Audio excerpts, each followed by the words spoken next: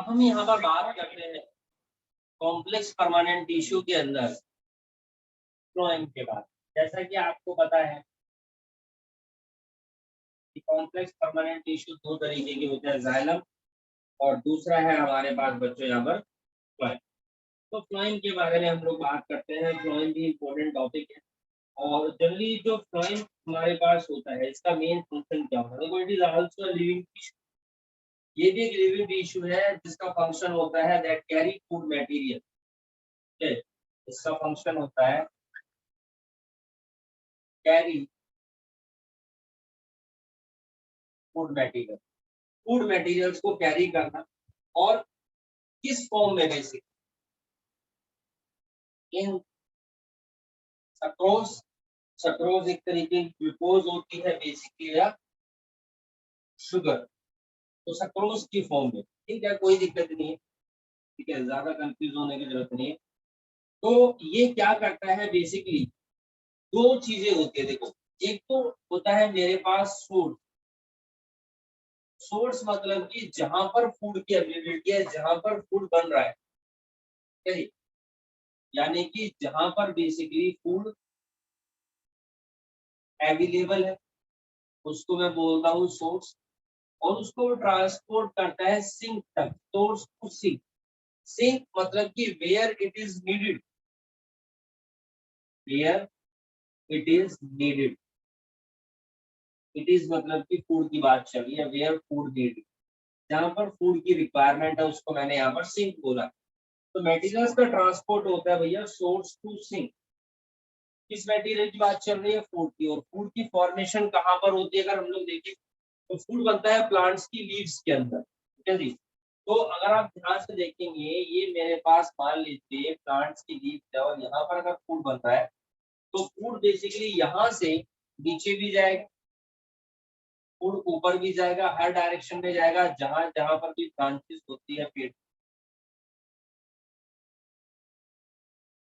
की। यानी कि फ्लोएम जो है उसके अंदर बेसिकली बाई डायरेक्शनल मूवमेंट होती है। There is a bidirectional movement. जबकि हम लोग देखते हैं जाइलम के अंदर सिर्फ और सिर्फ यूनी डायरेक्शनल मूवमेंट होती है।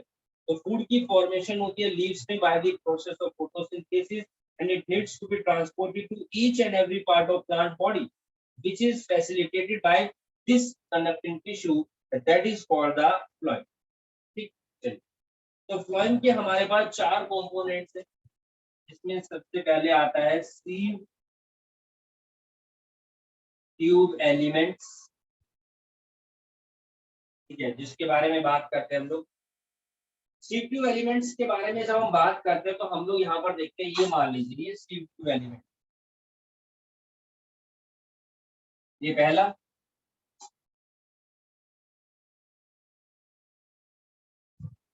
ये दूसरा,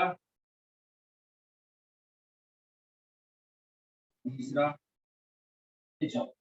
कहने का मतलब क्या है? Basically this is the sieve cell.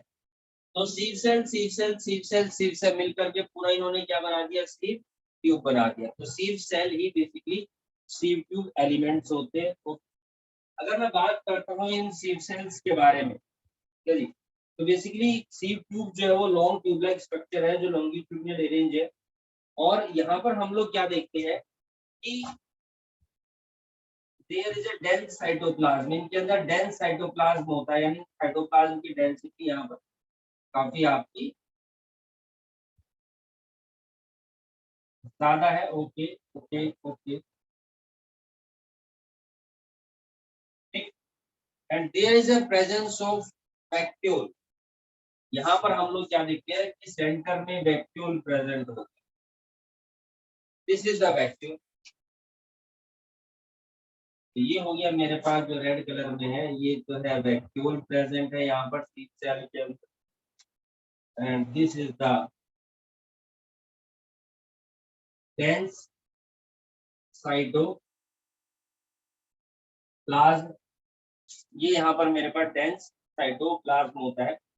और हम लोग क्या देखते हैं कि एक सीड सेल दूसरी सेल से कनेक्ट होती है through these structure.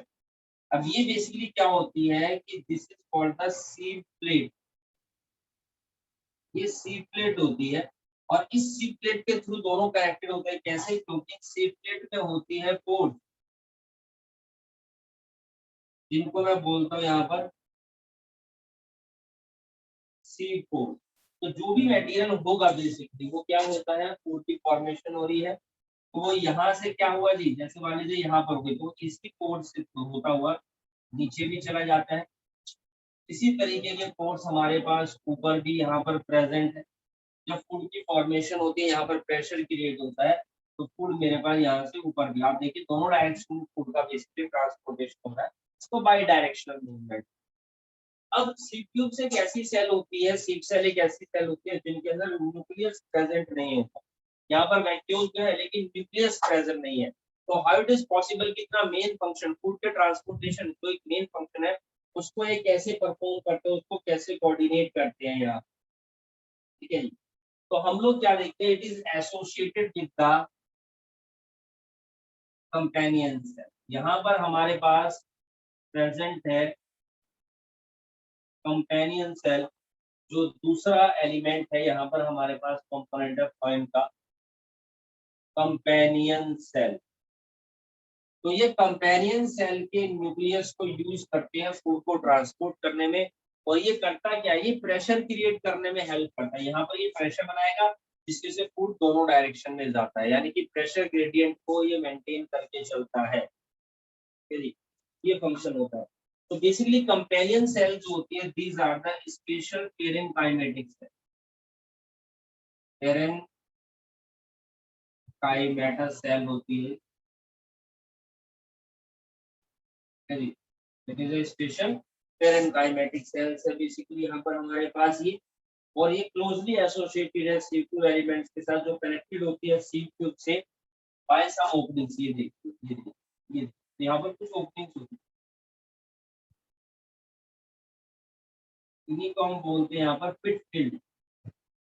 These are termed as pit field. तो इन पिट फील्ड के थ्रू कनेक्ट होते हैं जिसकी वजह से प्रेशर मेंटेन करती है।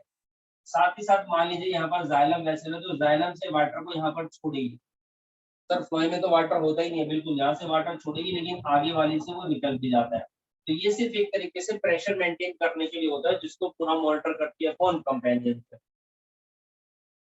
तो इसका मेन फंक्शन है प्रेशर ग्रेडियंट को यहाँ पर मेंटेन करके। उसके बाद तीसरे नंबर पर अब आता है मेरे पास यहाँ पर फ्लोएम पेरेन्काइम। तो आपको पता ही है कि पेरेन्काइमा सॉफ्ट टिश्यू होते हैं, फूड मटेरियल स्टोर करके रखते हैं। तो बेसिकली ये इलोंगेटेड टेपरिंग सिलेंड्रिकल सेल्स होते हैं। जो हमारे पास फ्लोएम पेरेन्काइमा होती है, ये टेपरिंग सिलेंड्रिकल सेल्स होती है आपकी, इस तरह की स्ट्रक्चर होती है। ठीक है। डेंस साइटोप्लाज्म होता है, इनके अंदर न्यूक्लियस प्रेजेंट होता है और इनकी सेल वॉल बनी होती है, किस चीज की, एक सेल्यूलोज।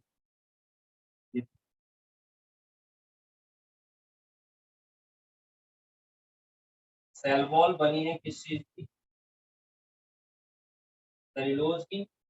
ये देखो काफी ज्यादा इनके अंदर डेंस साइटोप्लाज्म यहाँ पर प्रेजेंट है।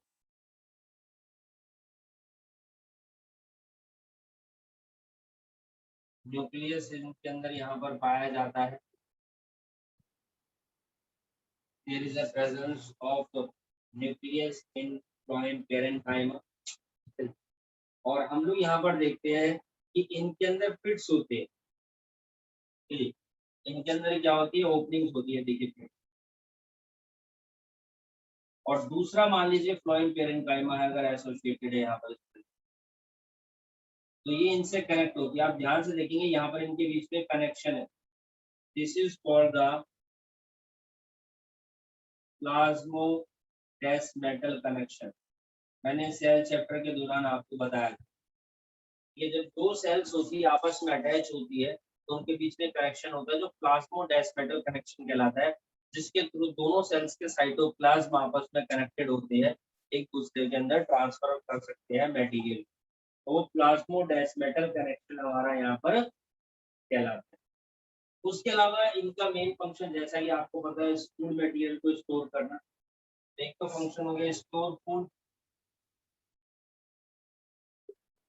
प्लस लेकिन कुछ और भी मटेरियल है जिसको ये स्टोर करके रखते हैं, लाइक रेजिन्स,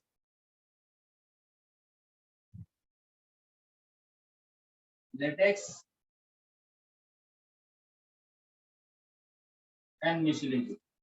रेजिन्स को अपने अंदर स्टोर करके रखते हैं, लेटेक्स है, म्यूसिलेज है। तो ये सब ऑर्गेनिक कंपाउंड होते हैं जो प्लांट्स के अंदर से रिलीज होते हैं। रेजिन थोड़ा सा कड़वा बिटर सब्सटेंस होता है। लेटेक्स जो होता है जो गम टाइप निकलता है व्हाइट, जिससे रबर भी बनती है। म्यूसिलेज थोड़ा चिपचिपा स्टिकी सब्सटेंस होता है। ठीक है, ये सारे सब्सटेंस भी इनके अंदर यहाँ पर फ्लोएम पेरेंकाइमा के अंदर बच्चों स्टोर होते हैं। एक खास बात और है, यहाँ पर एक क्वेश्चन पूछा जाता है कि पेरेंकाइमा बेसिकली किस तरह के प्लांट्स में एब्सेंट होता है। Basically it is absent in mono, जो मोनोकोट होते हैं हमारे पास यहाँ पर मोनोकोटिलिडन के अंदर आपका ये एब्सेंट होता है, absent in monocotyledon. Ji, plants दो तरीके के होते हैं और 5 तरीके के होते हैं। इसमें 5वीं कैटेगरी हमारे पास एंजियोस्पर्म और एंजियोस्पर्म यानी फ्लावरिंग प्लांट्स, वो भी दो तरीके के होते हैं, मोनोकोट और डाइकोट। तो मोनोकोटिलिडन्स के अंदर आपकी प्राइमरी सॉरी फ्लोएम पेरेंकाइमा आपके एब्सेंट होते हैं। फोर्थ कंपोनेंट है इसका तीसरा फ्लोएम फाइबर।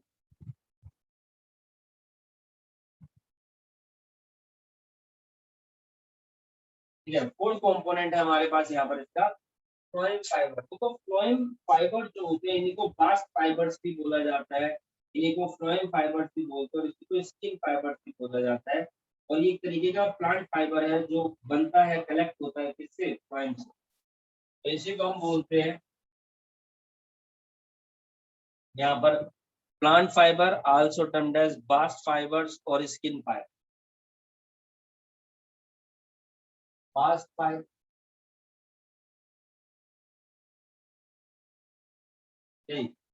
और इसी को हम बोलते हैं यहाँ पर इनको बास्ट फाइबर्स बोलते हैं, प्लांट फाइबर्स बोलते हैं। इनका फंक्शन होता है सपोर्ट द कंडक्टिव सेल,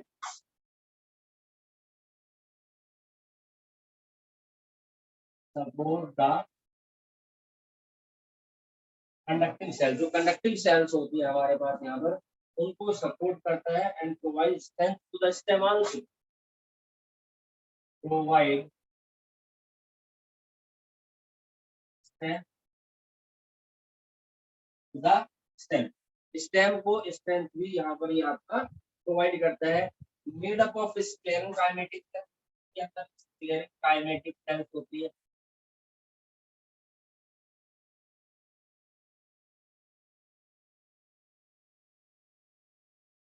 ठीक है जी, ये आपका स्क्लेरोकाइनेटिक सेल से बना होता है और वो आपकी डेड होती है, तो इसका मतलब ये भी आपकी बाय डिफॉल्ट डेड होती है। इलोंगेटेड होती है, अनब्रांच होती है, पॉइंटेड निडल लाइक एपिक्स होती है इनके भी। ये देखिए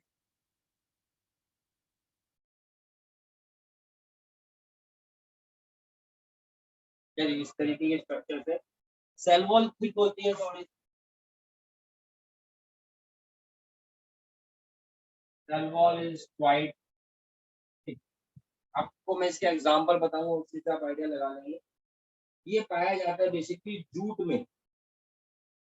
एग्जांपल दे रहा हूँ, जूट, जूट की बोरी होती है, फ्लैक्स है, हेम्प है। ठीक है जी, तो आपने देखा ना वो जो फलों के टोकरे बने होते हैं, है ना, डेकोरेटिव वो टोकरियां बनी आती है दिवाली पे, भैया दूज पे, रक्षाबंधन, गिफ्ट पैक टाइप आते हैं वो छोटी छोटी, वो सब भी इन्हीं से बनते हैं भैया, वो सब इन्हीं से ड्राइव किया जाता है, फ्लोइंग फाइबर्स होते हैं वो भी आप। ठीक, तो होता क्या है, जब फ्लोइंग फाइबर्स मैच्योर होते हैं तो during maturity they lose their protoplast, अपना प्रोटोप्लास्ट लूज कर देते हैं and they also become dead, और ये भी हमारे पास डेड हो जाते हैं। तो these are the constructive elements flowing.